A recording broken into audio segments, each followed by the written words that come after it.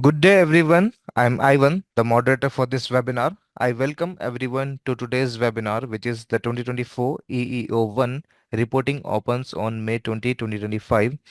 Learn what the changes are to be compliant. Are you prepared for the deadline? I would like to introduce our presenter for today, Margie Falk.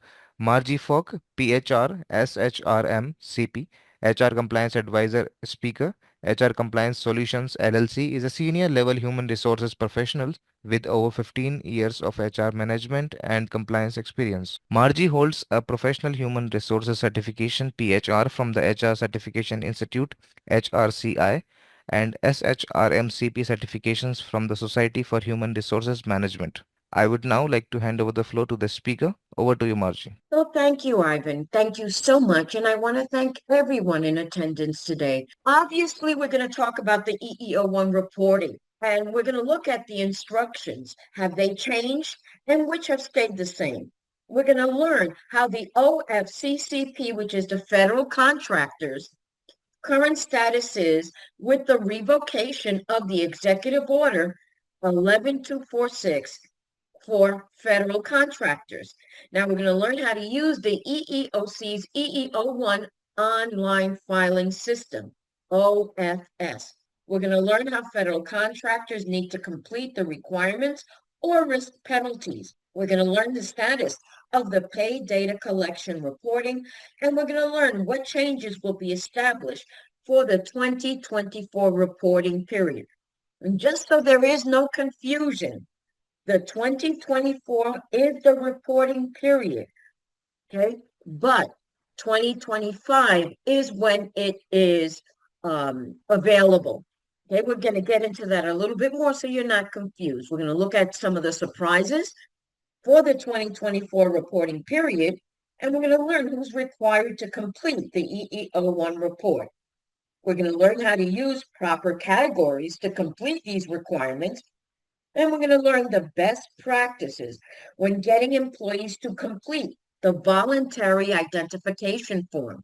We're going to learn what the changes are to complete the requirements of this year's EEO-1 reporting criteria. And we're going to learn how the EEOC will manage transgender and binary recording. It's always good for me to share what's changed first. So what you're going to see is a lot of updates on, how to complete this particular document. So let's look at some of the things that have come up. So let's look at some of the updates. We know now that the website portal is open from May 20th, 2024 to June 24th. What the changes are. The EEO-1 Component 1 data file upload specifications, only 2 genders, effective 2024 reporting period. So let's look a little bit at this. Last year's reporting, EEO-1 reporting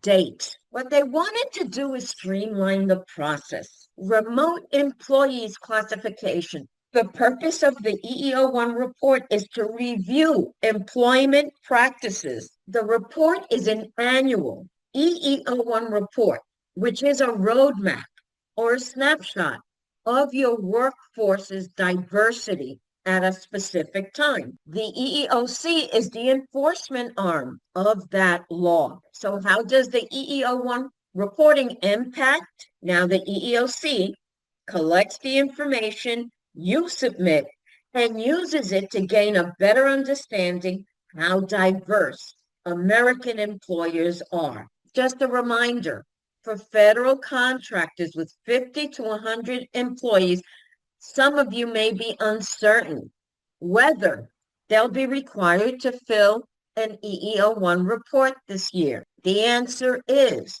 you have to submit a report. There is a reporting period, and that is October to December of the 2024 reporting period. Who's exempt from filing EEO-1 reports? And the benefit of the EEO-1 training at this time, now you're going to be able to access the portal. So to properly file for the report, gather your data. The data must be collected from only one pay period. Here's the calendar. Don't forget, there's only two genders. You have to list all employees in your EEO-1 report, the icon of the EEO-1 Component 1 data collection. Now, federal contractors, I'm just here, account holders, beginning with the 2025 EEO-1 Component 1 data collection, tentatively scheduled to open in 2026. Let's define the employee population. So here's some steps. Categories for the workforce data.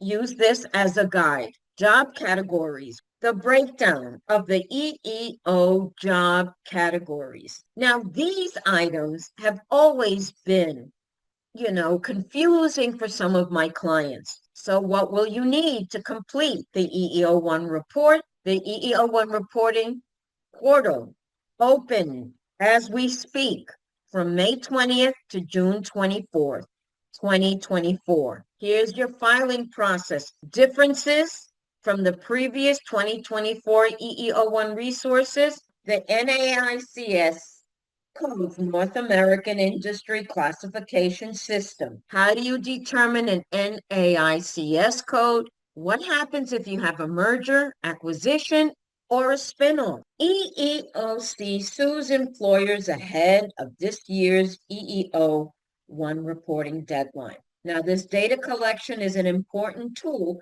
for ensuring compliance with Title VII's prohibition on workplace discrimination, confidentiality, review and certify, failure to file. The best practices for completing the EEO-1 report. Good luck with your EEO-1 report. There's no excuse that you don't know that the portal is open and when it closes and when the deadline for submission is. Thanks, Ivan, and thank you for being such a great partner. Like working with you. Okay. Hope to have more time in the future. For everyone else, I want to wish you all luck on your EEO-1 reporting. I'm going to say so long. Ivan, take care and stay healthy. Thank you, Margie. That concludes the session for today. Thank you everyone for participating. You may all disconnect now. Have a great day. Bye bye.